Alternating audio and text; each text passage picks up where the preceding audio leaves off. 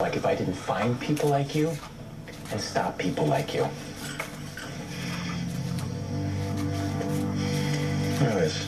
We just found a 17-year-old who stole $70 million from the Federal Reserve. We got a 16-year-old who was caught trying to tag the Oval Office, an 18-year-old who was caught tweeting nuclear launch codes.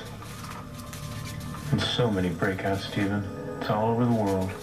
Unpredictable. Uncontrollable. I'm not the bad guy here, Stephen. Not by a long shot.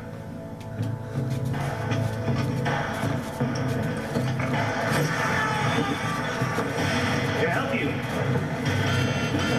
I'm gonna need to see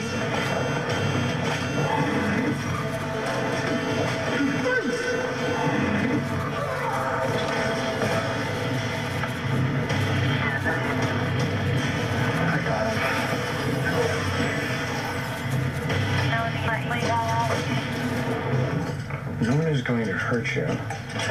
Actually, this might hurt just a little bit. What is it? Well, I could give you a boring lecture about recombinant DNA therapy, but the short story is this will fix you. Return you to the way you used to be. There's nothing wrong with me!